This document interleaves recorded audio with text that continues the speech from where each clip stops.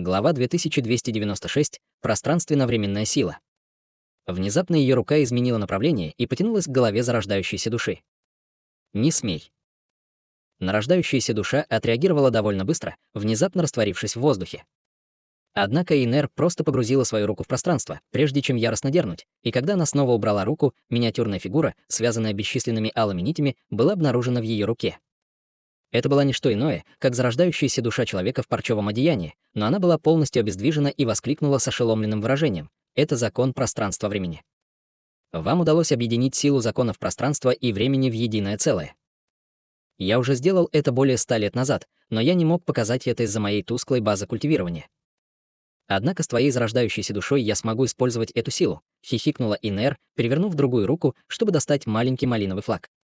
Зарождающаяся душа окаменела при виде алого флага, и она поспешно закричала: «Эта же душа рисует флаг! Товарищ Даистло, поторопись и останови свою дочь. Неужели она сошла с ума? Без меня вы даже не сможете победить этих врагов, не говоря уже о том, чтобы очистить пространственную силу от ядер космических рыб». Женщина в зеленом уже заметила, что происходит, и тоже очень встревожилась. Она немедленно отступила, чтобы освободиться от Сюэжаня и Хейлиня, а затем выпустила несколько сокровищ, чтобы выиграть немного времени, пока она поспешно передавала свой голос Инер. «Что ты делаешь, Ин? Сейчас не время ссориться между собой. Освободите товарища даосиста Ина и восстановите его физическое тело. Наша главная задача сейчас позаботиться об этих врагах. Будь уверена, мама, я уже научился извлекать пространственную силу из его ученика. Что же касается этих врагов, то у меня есть способ позаботиться о них», — небрежно ответила Инер, а затем со слабой улыбкой указала пальцем на связанную зарождающуюся душу. Малиновый свет вспыхнул с кончика ее пальца, и взрыв странных колебаний ограничения немедленно пронесся по воздуху. В результате зарождающаяся душа полностью онемела, и она могла делать все, что угодно, кроме как сердито смотреть на Инер с обиженным выражением лица. Хань Ли также был весьма удивлен, услышав термин «пространственно-временная сила», но когда он увидел, что делает Инер дальше, холодная улыбка внезапно появилась на его лице, когда он вытащил свою зарождающуюся душу, а затем махнул рукой в сторону своего золотого тела происхождения, готовясь снова атаковать ограничения вокруг каменного города. Однако именно в этот момент Инер бросила на него быстрый взгляд, прежде чем что-то сообщить ему через голосовую передачу. Выражение лица Хань Ли слегка изменилось, когда он услышал, что она должна была сказать, и он внезапно сделал ручную печать, возвращаясь обратно в свою человеческую форму среди вспышки золотого света. После этого золотое тело провинанса снова слилось с его телом. Довольная улыбка появилась на лице Инер, когда она увидела это, и она бросила маленький малиновый флаг вперед, после чего он немедленно поднялся в виде шара малинового света. Затем она произнесла заклинание, и все оставшиеся волкоголовые звери вокруг нее взорвались, прежде чем исчезнуть в флаге в виде облаков малинового тумана. В следующее мгновение флаг раздулся примерно до 10 футов, а на его поверхности появилось зловещее призрачное лицо. У призрачного лица было бесчисленное количество витых рогов на голове, и одна сторона его лица принадлежала отвратительному мужчине, в то время как другая половина изображала великолепную женщину. Он хихикнул в леденящей кровь манере, затем открыл рот, чтобы выпустить вспышку малинового света, которая мгновенно охватила зарождающуюся душу в руке Инер. Как только призрачное лицо всплыло на флаге, в глазах зарождающейся души появилось отчаяние, и она повернулась к Инер с умоляющим выражением. Однако после вспышки малинового света зарождающаяся душа быстро потеряла сознание, прежде чем ее поглотило призрачное лицо. После этого Инер сделала ряд ручных печатей, прежде чем несколько раз ткнуть пальцем в флаг, после чего призрачное лицо исчезло, и флаг вернулся к своему первоначальному размеру, прежде чем быть проглоченным ею. Затем Инер повернулась к Хань Ли с довольным кивком, прежде чем позвать женщину в зеленом одеянии. Успех. Больше нет необходимости сражаться с ними. Мама, теперь мы можем вести переговоры с этими собратьями-даосами. Выражение лица женщины в зеленом слегка изменилось, когда она увидела это, и она немедленно спустилась к каменному городу, сказав: «Хорошо, позвольте мне посмотреть, как вы собираетесь вести переговоры с этими чужаками». Сюэран и Хейлинь, естественно, не хотели отпускать ее, и они немедленно пустились в погоню по горячим следам. Однако в этот момент раздался и голос Хань Ли. «Погодите, товарищи даосы, давайте сначала послушаем, что скажет товарищ Даосин». Услышав это, Сюэран слегка запнулся. «Что ты имеешь в виду, брат Хан?» После того, как Хань Ли продемонстрировал невероятную силу, два чужеземных существа великой стадии Вознесения стали очень настороженно относиться к Хань Ли и не осмеливались игнорировать его мнение. Похоже, что этот Даосин готов дать нам несколько ядер. В таком случае, естественно, нет никакой необходимости продолжать борьбу, спокойно ответил Хань Ли. Это правда. Она ведь не просто тянет время, не так ли? Спросил Сюэран. Если это так, то нам просто придется возобновить сражение. Даже если она тянет время, вряд ли она сможет задержать нас надолго, ответил Ханли. После короткого обсуждения через голосовую передачу Сюэран и Хейлинь, наконец, кивнули в знак согласия. В таком случае давайте пойдем и послушаем, что скажет товарищ Дасист Ин. Главной причиной их готовности принять это соглашение была их неспособность одержать верх в битве против женщины в зеленом одеянии. Таким образом, они вдвоем полетели к Ханли. Что касается Мо Цзиньли, то он был слишком далеко, поэтому Ханли не сразу послал ему сообщение, так как это привело бы к слишком большой задержке. Около дюжины полос света вылетели из каменного города, прежде чем приземлиться на городскую стену, возвещая о прибытии стадии интеграции тела пауков Асуры. Сюэран и Хейлинь были очень рады видеть это. Тот факт, что пауки-асуры, управляющие ограничениями внутри каменного города, вышли наружу, указывал на то, что они действительно хотели вести переговоры. Женщина в зеленом появилась рядом с Инер в мгновение ока, затем бросила на нее странный взгляд, прежде чем испустить слабый вздох. Видя, что товарищ Даосист и уже мертв, а ты полон решимости вести переговоры с этими чужаками, я не стану тебя останавливать, но тебе придется дать мне объяснение всему этому. Будь уверена, мама, я обязательно дам тебе удовлетворительное объяснение, спокойно ответила Инер. Вы, кажется, вполне уверены в своей способности справиться с этими людьми, так что остальное я предоставлю вам, сказала женщина в зеленом со сложным выражением лица. Инер дала утвердительный ответ со слабой улыбкой, а затем поднялась в воздух, как полоса малинового света, вылетев из светового барьера над каменным городом, казалось бы, совершенно равнодушная к тому факту, что она столкнулась с тремя великими существами стадии Вознесения. Сюэран и Хейлинь обменялись слегка озадаченными взглядами, увидев это, в то время как Ханли сказал спокойным голосом: «Вы действительно смелы, чтобы так спокойно смотреть на нас только на стадии интеграции тела.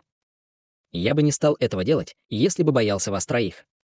Естественно, было бы очень неправдоподобно с моей стороны говорить, что я борюсь с вами тремя в одиночку, но если бы я решила сбежать, я уверена, что вы не сможете остановить меня», ответила Инер с намеком на улыбку на лице. Какая наглость! Холодный взгляд мелькнул в глазах Хейлиня, и он, казалось, готовился наброситься снова. Брови Ханли слегка нахмурились, когда он сказал: «Она может показаться довольно высокомерной, но она права». Она объединила законы пространства и времени, чтобы создать силу законов высочайшего калибра, так что, хотя ее база культивирования намного уступает нашей, мы, по сути, не сможем победить ее. Она освоила закон пространства-времени. Разве пауки-асуры не могут использовать только силу времени? Как ей удалось достичь пространственных сил и объединить их в одно? Воскликнул Сюэран, услышав это.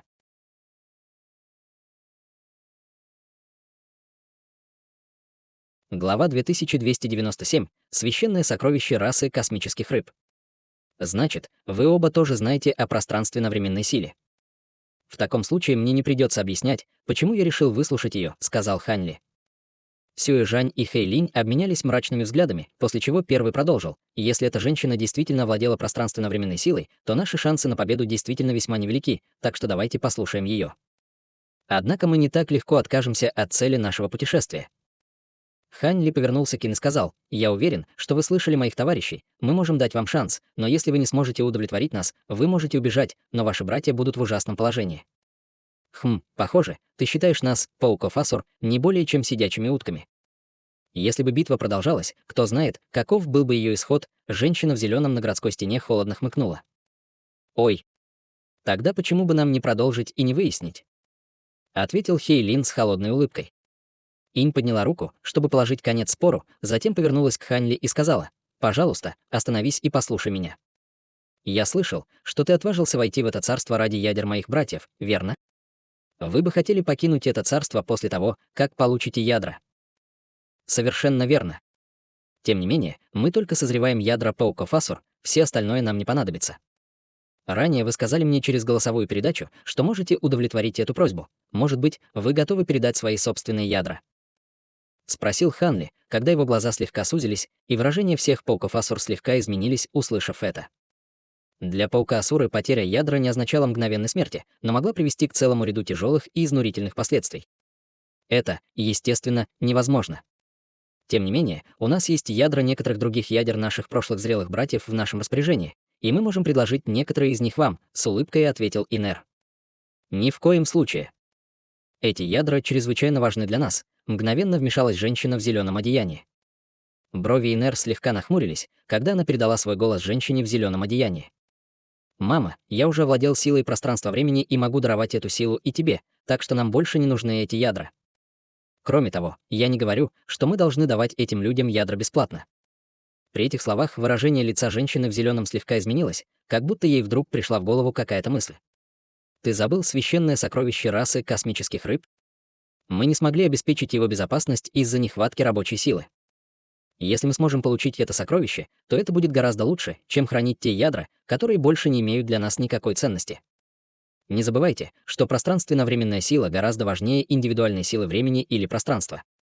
Ты уверен, что сможешь продолжить свое овладение пространственной силой, как только мы получим это сокровище?» Неуверенно спросила женщина в зеленом. «Будь уверена, мама, в настоящее время я нахожусь в узком месте в своем развитии пространственно-временной силы. Как только я очищу зарождающуюся душу этого старика и получу это священное сокровище, прорыв будет практически обеспечен», без колебаний ответила Инер. «В таком случае можете идти». Женщина в зеленом наконец приняла решение. Инер явно уже предвидела ее реакцию, и она повернулась обратно к Ханли и остальным, которые, естественно, уже заметили, что две женщины общались через голосовую передачу. Поэтому, как только их разговор закончился, Сюэран спросил: «Сколько ядер вы готовы нам дать? Если это слишком мало, то нет никакой необходимости продолжать эти переговоры. Сколько тебе нужно?» — спросила Инер. «Всего нас 4, так что нам понадобится не менее 40 ядер», — без колебаний ответил Сюэран. 40. Ты уж точно не стесняешься, товарищ Даос. Если оставить в стороне тот факт, что некоторые из ядер, находящихся в нашем распоряжении, уже использовались даже в прошлом, у нас никогда не было так много ядер, холодно усмехнулась Инер в ответ. Вместо того, чтобы прийти в ярость, услышав это, Сюэран спокойно спросил: «Хорошо, тогда сколько вы можете нам дать?» «Самое большее 8, этого тебе должно хватить», — ответила Инер. Услышав это, Сюэран слегка помрачнел. 8 — это определенно недостаточно для нас 4. 8 ядер равнялись бы 2 ядрам для каждого человека. Как этого недостаточно? Я бы посоветовал вам не быть слишком жадным. Кроме того, мы не будем передавать эти ядра бесплатно. Вам придется предложить нам свою помощь в незначительном задании», — ответила Инер. Хань Ли поднял бровь, услышав это, и он вмешался. «Что это за незначительная задача? Почему бы вам сначала не рассказать нам об этом?» «Все очень просто. Нам нужна ваша помощь в поисках сокровища». «Как только мы получим сокровище, я смогу сразу же передать ядра», — с улыбкой ответила Инер. «Что это за сокровище и где оно находится? Вы хотите сказать, что не смогли защитить его даже с помощью сил вашей паучьей расы Асура?» — спросил Ханли. Услышав это, Сюэран и Хейлинь тоже обменялись довольно растерянными взглядами. Инер, казалось, поняла озабоченность Сюэжаня, и она успокоила его с улыбкой. «Тебе не нужно знать, что это за сокровище. Все, что тебе нужно знать, это то, что оно очень важно для нашей расы. Сокровище в настоящее время погружено в ледниковый пруд, который слишком холоден даже для существ в стадии Великого Вознесения. Однако мы уже придумали, как вытащить сокровище из пруда. Это не подвергнет тебя никакой опасности, и все, что тебе нужно сделать, это одолжить нам часть своей силы». «А вы как думаете, товарищи даосы?» — спросил Ханли. После короткого разговора с Хейлинем через голосовую передачу Сюэран ответил: «Если нет никакой опасности, то мы, конечно, можем согласиться на это, но 8 ядер все равно недостаточно. Мы позволим тебе взять на себя инициативу, брат Хан, я уверен, что ты не разочаруешь нас». «Хорошо, товарищ Даосист Ин, я уверен, что вы только что слышали наш разговор. Как насчет этого? Мы возьмем 12 ядер в обмен на предложение нашей помощи. Это абсолютный минимум, который мы готовы взять. Кроме того, вы должны выдать нам половину ядер заранее, и если в процессе защиты сокровища возникнет какая-либо опасность, мы сразу же сбежим, но вам все равно придется выдать нам остальные ядра после события. Кроме того, мы не можем задерживаться в этом царстве слишком долго, поэтому лучше сделать это как можно скорее», — сказал Ханли. Выражение лиц Сюэжаня и Хейлиня слегка изменилось, когда они услышали о количестве ядер, за которые велись переговоры, но ни один из них не вмешался.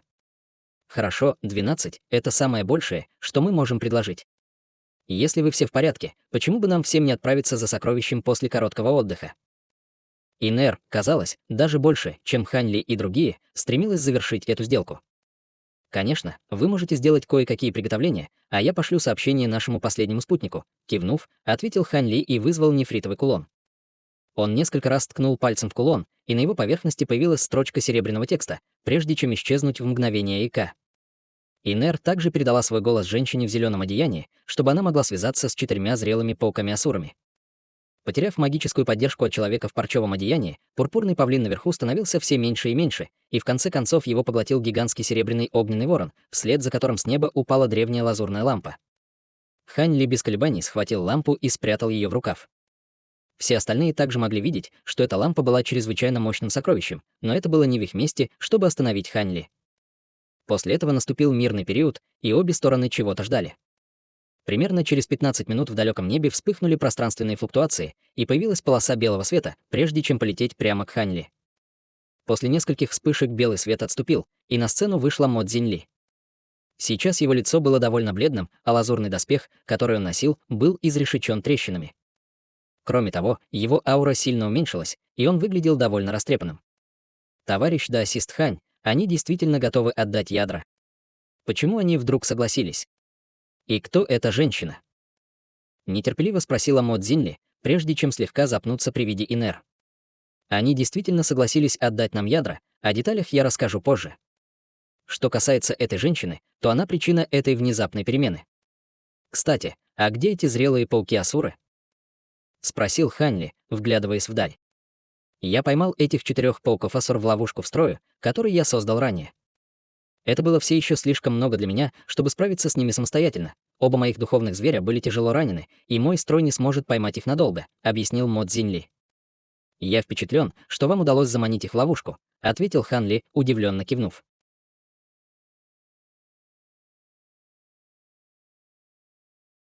Глава 2298. Ледниковый пруд. К сожалению, 2 куклы, которые вы мне одолжили, были уничтожены во время битвы. Я обязательно отплачу вам в будущем, сказал Мо Цзиньли с извиняющимся выражением лица. Эти куклы были подарком тебе в первую очередь, так что не имеет значения, даже если все они были уничтожены, беззаботно усмехнулся Хань Ли. Мо Цзиньли, естественно, выразил свою благодарность в ответ. Через некоторое время 4 зрелых паука-асуры тоже появились издалека, как порывы свирепого ветра. Однако 4 из них были вынуждены показать свои гигантские паучьи формы, в то время как 2 других все еще были в своих человеческих формах, но их одежда была в лохмотьях, и они выглядели очень растрепанными. Было ясно, что хотя они и вырвались из строя, созданного Мо Цзиньли, но сделали это не без борьбы. Как только они приземлились в каменном городе, Хань Ли сказал: «Товарищ Даистин, все здесь, так что мы можем отправиться прямо сейчас, где ядра, которые вы нам обещали». «Будьте уверены, товарищ Даосист Хань, я несу ядра прямо сейчас. Вот первые 6», — ответила Инер с улыбкой, затем привернула руку, чтобы достать белую нефритовую шкатулку, которую она бросила Хань Ли. Увидев это, Сюэран и Хей Линь слегка переменились в лице, но ни один из них не потянулся за коробкой. Что касается Хань Ли, то выражение его лица не изменилось, когда он взмахнул рукавом в воздухе, чтобы взять нефритовую шкатулку в свои руки. Как только крышка была открыта, несколько вспышек духовного чувства пронеслись по содержимому коробки, и на лицах всех появилось восторженное выражение. Конечно же, в коробке было 6 кристаллических ядер размером с большой палец, которые были белыми, как снег, и они испускали таинственную ауру. После недолгого раздумья Хань Ли махнул рукой в сторону ящика, и 3 ядра полетели в сторону Сюэжаня и Хейлина, а 2 в сторону Мо Цзиньли. После этого Хань Ли убрал последнее ядро вместе с коробкой в свой собственный браслет. «Спасибо, товарищ Даос Хань». Сюэран и Хей Линь были в экстазе, и первый сделал хватательное движение, чтобы взять в свои руки 2 приближающихся ядра, в то время как Хей Линь потянулся, чтобы схватить другое. Напротив, Мо Цзиньли был довольно нерешителен, когда поймал 2 ядра, летящие к нему. «Товарищ Даосист Хань, конечно же, это неправильно, что вы получаете только одно из ядер. Будь уверен, брат Мо, рано или поздно мы получим остальные ядра, так что это не имеет никакого значения», — беспечно ответил Хань Ли.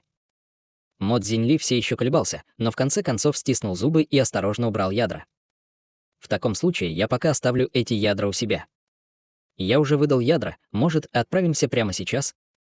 Неторопливо спросила Инер. «Конечно, пожалуйста, показывайте дорогу», — немедленно ответил Хань Ли. Инер дал утвердительный ответ, прежде чем спуститься в каменный город. По ее приказу демонический культиватор стадии интеграции тела в расе пауков Асура превратился в массивного черного сокола, который был более 100 футов в длину, и все быстро полетели ему на спину. Сразу же после этого сокол расправил крылья и взлетел. «Поехали.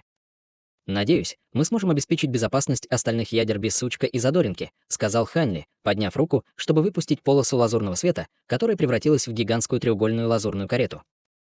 Затем он направился вперед и влетел в карету, за ним последовали Мо Цзиньли и остальные. Сразу же после этого Хань Ли сделал ручную печать, и карета улетела, как шар лазурного света, в погоню за гигантским черным соколом. Эти двое быстро исчезли в далеком небе. Почти через день порыв черного ветра и шар лазурного света скользили над бескрайним океаном. Более мощные морские звери в близлежащем районе быстро разбежались в тревоге, почувствовав страшные ауры, исходящие от двух транспортных устройств. Внезапно порыв черного ветра замедлился, прежде чем рассеяться, открыв массивного величественного сокола. Шар лазурного света исчез, открыв огромную карету, и изнутри раздался голос Хань Ли. «Мы уже приехали». «Действительно. Ледниковый пруд расположен на острове недалеко впереди. Мы скоро рассчитываем на вас», — ответила Инер с гигантского сокола впереди. «Хорошо. Если бы эта поездка затянулась еще на какое-то время, то у меня возникли бы подозрения», — спокойно ответил Хань Ли. «Ты все еще не доверяешь мне, товарищ Даос?» Инер усмехнулся. «Хе-хе, я не могу позволить себе успокоиться, пока мы не захватим оставшиеся ядра», — двусмысленно ответил Хан Ли. В этот момент на поверхности океана впереди появилось много черных точек, и, подойдя немного ближе, было обнаружено, что эти точки представляют собой скопление островов разных размеров с сильно контрастирующими местами обитания. Как интересно. Распределение ци мирового происхождения различных атрибутов различно на каждом острове, заметил Мо Цзиньли с заинтригованным взглядом. Я чувствую некоторые колебания ограничений. Кажется, что странное распределение духовной ци здесь является результатом многих ограничений и образований. Что это за место, товарищ Дао Син? Спросил Сюэ Ран с настороженным выражением лица, направляя свое духовное чувство к скоплению островов. Услышав это, Хань Ли слегка нахмурился и перевел взгляд на пауков Асур на гигантском соколе. Будьте уверены, это всего лишь поле битвы, оставленное в древние времена. Действительно, есть много остаточных образований и ограничений, но все они неполны и не представляют для нас никакой угрозы. Если вы мне не верите, то можете осмотреть острова повнимательнее, и я уверена, что вы придете к тому же выводу, ответила женщина в зеленом с холодной улыбкой. Мо Цзиньли поспешно направил свое духовное чувство в ту сторону, после чего выражение его лица немного смягчилось. Я могу подтвердить, что остаточные ограничения здесь сохранили менее 2% своей прежней силы. Хе-хе, похоже, мы были слишком осторожны, вмешался Сюэ Жань, тоже обводя своим духовным чувством острова. Таким образом, гигантский сокол и карета быстро понеслись к скоплению островов один за другим. Пауки-асуры, казалось, были очень хорошо знакомы с этим районом моря, и гигантский сокол смог легко избежать всех остаточных ограничений в этом районе, продолжая путь в скопление островов. Примерно через 2 часа все прибыли к гигантскому острову, который был окутан слоем льда и снега. Издалека остров казался размером более 10 тысяч километров, и хотя его черты были скрыты под толстым слоем снега, очертания нескольких высоких гор все еще были видны. «Это то самое место, ледниковый пруд находится здесь, в долине», сказала Инер с легким волнением в глазах, прежде чем спуститься к острову на вершине гигантского сокола. Хань Ли и остальные обменялись несколькими взглядами, прежде чем последовать за ним. Примерно через 15 минут все прибыли на высоту более 100 футов над долиной, покрытой толстым слоем снега. Ни гигантского сокола, ни летающей кареты нигде не было видно. «А где ледниковый пруд?» — спросил Хей Линь со странным выражением лица, когда он провел своим духовным чувством по окрестностям. Сокровище в ледниковом пруду может быть недоступно, но мы, конечно, не собирались оставлять его на открытом месте, а оно уже было скрыто формацией. «Иди и уничтожь иллюзорную формацию», — приказала женщина в зеленом. 4 зрелых паука-асуры немедленно шагнули вперед, прежде чем полететь в угол долины. Один из них перевернул руку, чтобы получить блестящую квадратную пластину, в то время как другой открыл рот, чтобы выпустить белый флаг. Двое из них начали что-то напевать, подбрасывая свои сокровища в воздух, и пластина формирования вращалась на месте, прежде чем выпустить бесчисленные пятицветные руны, которые дрейфовали вперед по воздуху.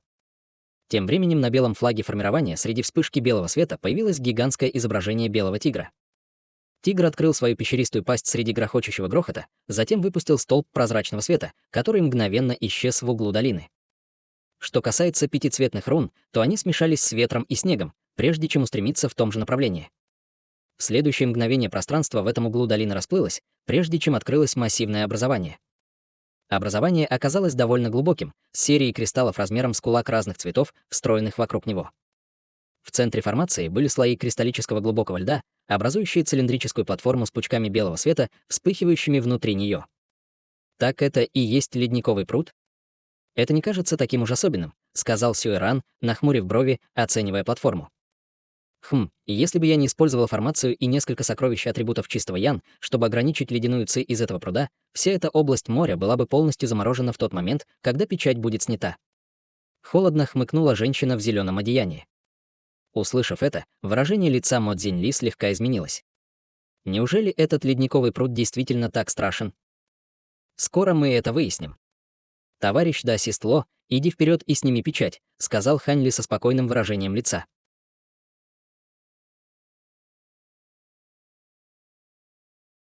Глава 2299. Поиск сокровищ. Хорошо, но до этого мы должны сделать кое-какие другие приготовления. Инер, скажи им, чтобы начинали, сказала женщина в зеленом. Да, мама. Немедленно начинайте изменять формацию, проинструктировала Инер. Оставшиеся пауки Асуры немедленно дали утвердительные ответы, затем поднялись в воздух, прежде чем полететь к формации вокруг ледяной платформы. Некоторые из них произвели серию формационных сокровищ, в то время как другие вызвали некоторые другие сокровища странных описаний, и все сокровища были брошены к ледяной платформе. Как только эти предметы попадали в строй, они исчезали в земле в виде полосы света разных цветов. Сразу же после этого пауки Асуры начали петь заклинания, делая ручные печати, а затем непрерывно указывали пальцами вниз на формацию сверху. Как только эта формация обрела форму, на цилиндрической ледяной платформе в ее центре начали появляться белые трещины среди череды потрескивающих звуков. Эти трещины быстро расширились примерно до ширины человеческих пальцев, и после оглушительного грохота вся платформа полностью разрушилась, открыв пруд, который был около 100 футов в радиусе. Вода в пруду была прозрачной, как зеркало, и как только она появилась, в воздух поднялся столб белого света. Однако столб света поднялся только на высоту чуть более 1000 футов, прежде чем слабо-голубой световой барьер был выпущен формацией внизу, охватывая всех, а также почти половину всей долины. Столб света ударил в световой барьер и первым мгновенно разбился на пятнышки белого света, а затем распространился по окружающему пространству как белая ледяная ци. Большие листы льда появились в воздухе вслед за этой ледяной ци, и она быстро сошлась к Хань Ли и остальным. Тем не менее, все оставались совершенно невозмутимыми, когда они выпустили слои защитного духовного света, чтобы держать лед в страхе. «Ледяная ци здесь не кажется такой страшной, как я себе представлял», усмехнулся Хей Линь, направляя свое духовное чувство к ледяной ци. «Неужели это так? Почему бы тебе не взглянуть на это?» С этими словами женщина в зеленом махнула рукой в сторону пруда, и несколько шаров красного света немедленно появились вокруг пруда, затем поднялись в воздух, где они были подвешены совершенно неподвижно. Шары света содержали скипетр, зеркало, хрустальный шар и кольцо. Все 4 сокровища испускали обжигающие ауры, чтобы уничтожить ледяную ци вокруг них. Как только 4 сокровища появились, пруд внизу начал пузыриться, и столб света, который он выпускал, стал гораздо более существенным оттенком белого. Сразу же после этого ледяная ци внутри светового барьера стала более чем в 10 раз мощнее, чем была изначально.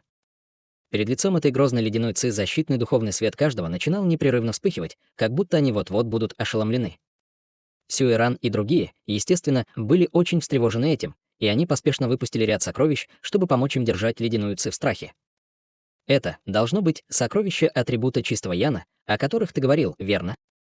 Однако, если это и есть предел ледниковой ци, то с вашими силами и сокровищами вы должны быть в состоянии рискнуть прямо в пруд, сказал Хань Ли.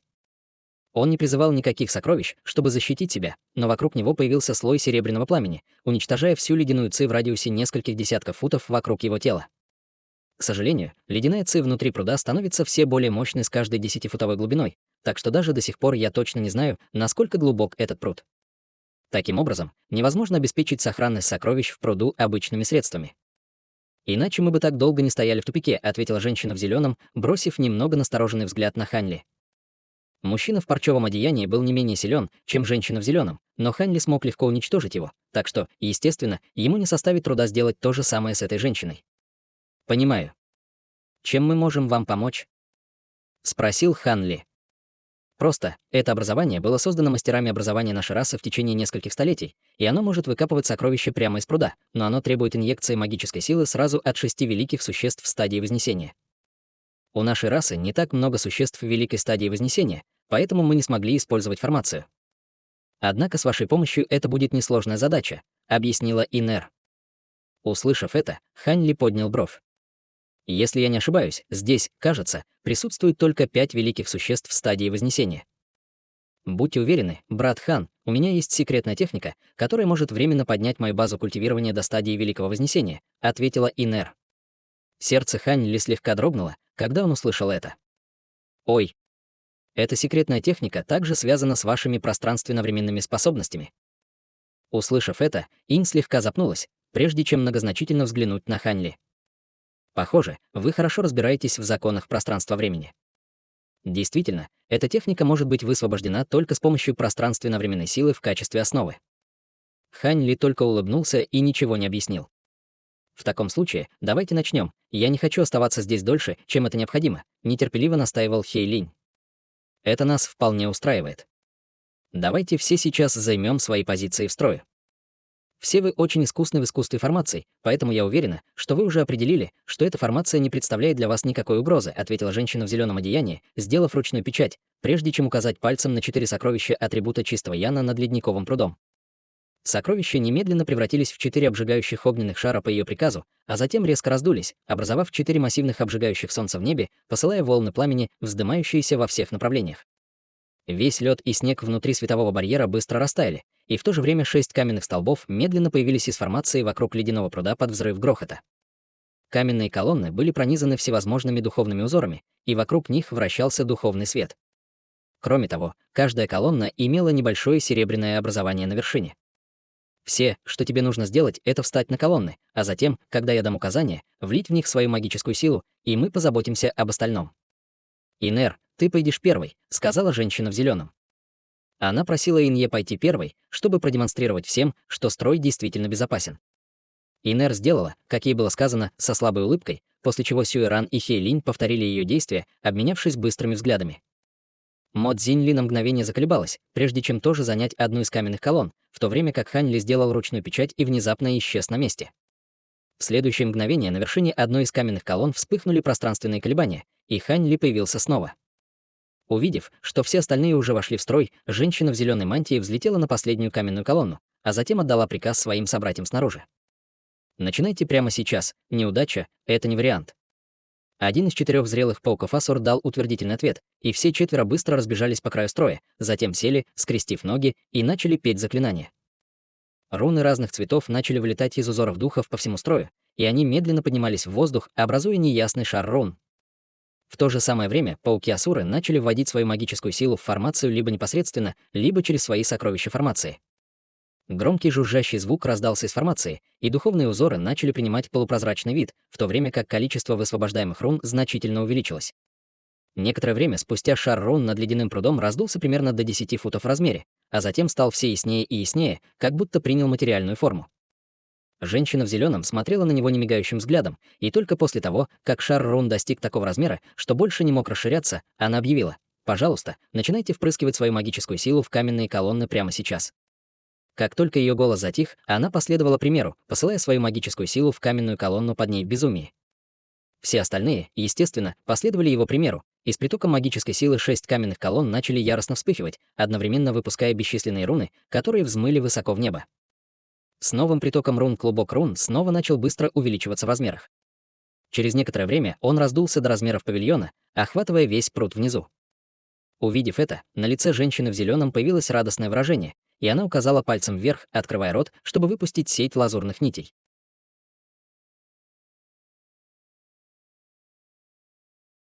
Глава 2300. Сокровища в ледниковом пруду. Лазурные нити исчезли в клубке рун в мгновение ока, после чего женщина в зеленом продолжала петь, непрерывно указывая на клубок рун. Лучистый свет внезапно вырвался из поверхности шара рун, и он превратился в воронкообразное пятицветное облако. Руны внутри облака непрерывно вспыхивали, и казалось, что внутри него то быстро обретало форму. Внезапно из нижней части облака вспыхнул свет, и 5 ослепительных полупрозрачных нитей появились, прежде чем спуститься к ледяному пруду. Как только полупрозрачные нити соприкоснулись с водой в пруду, слой белой ледяной ци вырвался наружу, заставляя белый иней накапливаться над нитями. Женщина в зеленом слегка нахмурила брови, увидев это, и тут же снова указала пальцем на облако. Раздался грохочущий гул, похожий на глухой раскат грома, и вспышка пятицветного света пронеслась вниз по полупрозрачной нити, мгновенно уничтожив белую ледяную ци и иней, собравшийся на нитях. Таким образом, полупрозрачная нить погрузилась в ледяной пруд. Намек на осторожность появился на лице женщины в зеленом одеянии, и она начала быстро накладывать ручные печати. 5 полупрозрачных нитей спускались все глубже и глубже в ледяной пруд, и Хань Ли оценивал все вокруг, продолжая вливать свою магическую силу в каменную колонну под ногами. Одетая в зеленая женщина велела им отдать все силы, но с огромной магической силой Хань Лион был в состоянии сделать это без особых усилий. В то же время он подсчитывал приблизительную глубину прозрачных нитей, используя секретную технику. 100 футов, 300 футов, 1000 футов, 3000 футов. Время шло, и глаза Хань Ли начали слегка сужаться. В этот момент полупрозрачные нити столкнулись со значительным сопротивлением и резко замедлились. Пройдя отметку в 10 тысяч футов, женщина в зеленой мантии вздохнула с облегчением, но настороженное выражение на ее лице все еще не исчезло. С каждым вдохом полупрозрачные нити опускались лишь на несколько дюймов. Даже со всеми ее сокровищами это была самая глубокая, которую женщина в зеленом одеянии когда-либо могла достичь. Таким образом, полупрозрачные нити могли в любой момент достичь дна ледяного пруда, и это заставляло женщину в зеленом одеянии сильно опасаться. В этот момент Инер была полностью окутана облаком багрового тумана с неясной проекцией, вспыхивающей позади нее. Было неизвестно, какой тип секретной техники она высвободила, но аура, которую она выпускала, действительно была не менее мощной, чем у среднего существа стадии Великого Вознесения. Она не лгала, когда заявляла, что может поднять свою базу культивирования, используя секретную технику. В результате Сюэ Ран и остальные регулярно украдкой бросали на нее заинтригованные взгляды. Примерно через час полупрозрачные нити все еще были в пруду, но теперь они были покрыты тонким слоем иния, и скорость их спуска была почти незаметна невооруженным глазом. После непрерывного высвобождения магической силы в течение такого долгого времени Мо Цзиньли и другие начали проявлять признаки напряжения. Брови Сюэ Жаня были плотно нахмурены, когда он общался с Хейлинем через голосовую передачу, в то время как пауки Асуры за пределами формации все очень побледнели и действительно начали бороться. При виде этого в сердце женщины в зеленой мантии поднялось чувство срочности. Если она не сможет заполучить сокровище в пруду на этот раз, то в будущем у нее не будет никаких шансов. Помня об этом, она приняла решение и внезапно положила руку на макушку своей головы, на которой среди вспышки зеленого света появился зеленый паук, который был около фута в длину. Паук светился зеленым светом, но его сложные глаза были ярко-фиолетового цвета, и как только он появился, он открыл рот, чтобы выпустить вверх шар лазурного света размером с кулак. Внутри шара света находилось белое кристаллическое ядро, которое мгновенно исчезло в воронкообразном облаке. Женщина высвободила свое ядро, и казалось, что она делает последний бросок кости. При виде этого у всех слегка дрогнули сердца, и как только ядро исчезло в облаке, раздался взрыв громкого грохота, вслед за которым по полупрозрачным нитям выступления потек поток пронзительного света. Иней, собравшийся на полупрозрачных нитях, снова рассеялся, и скорость его спуска увеличилась примерно в 10 раз, быстро опустившись еще на несколько сотен футов, прежде чем снова замедлиться. Лицо женщины в зеленом слегка потемнело, когда она увидела это. Именно в этот момент из облака багрового тумана раздался слабый вздох, после которого появился столб серебряного света, прежде чем тоже погрузиться в облако. Еще одна вспышка яркого света потекла вниз по полупрозрачным нитям, которые снова ускорили свой спуск. Однако в этом случае полупрозрачные нити только погрузились вниз примерно на 70 футов дальше, прежде чем снова упасть. Дно достигнуто. «Пожалуйста, подождите еще немного, пока я найду точное местоположение сокровища», взволнованно сказала женщина в зеленом, прежде чем переключиться на другую ручную печать и закрыть глаза. Огромное духовное чувство вырвалось из ее глобелы, путешествуя по 5 полупрозрачным нитям, чтобы мгновенно достичь дна ледяного пруда. Мгновение спустя на ее лице появилось восторженное выражение, и ее глаза мгновенно распахнулись, когда она указала пальцем на 5 прозрачных нитей, произнося срочное заклинание. Почти в тот же самый момент Хань Ли почувствовал, что его магическая мощность, направленная в каменную колонну, увеличилась более чем в 2 раза. Его брови слегка нахмурились, но он просто слегка отрегулировал свою магическую силу и не стал противиться этому изменению.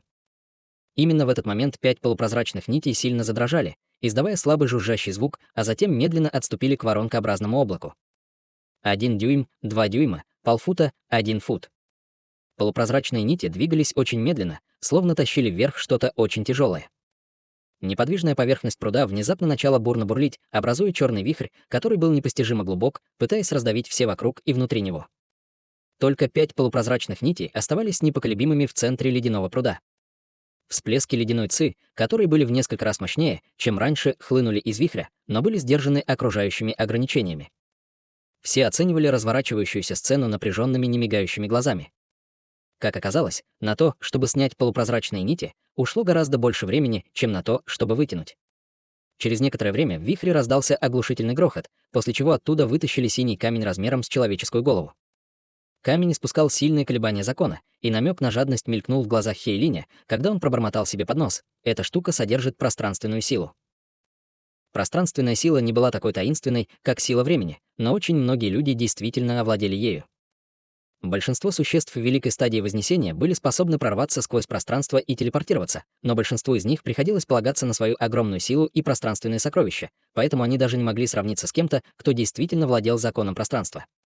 Таким образом, сокровище, которое могло бы помочь человеку во владении законом пространства, естественно, было чрезвычайно ценным сокровищем для существ стадии Великого Вознесения.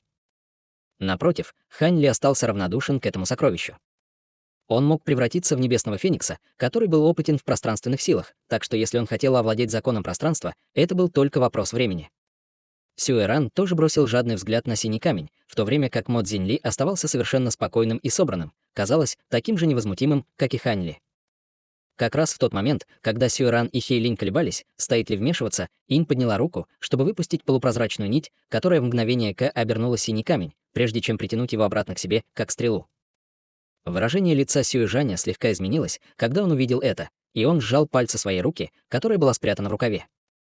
Однако именно в этот момент холодный кинжальный взгляд был направлен на него, ударив его с жалящим ощущением на лице.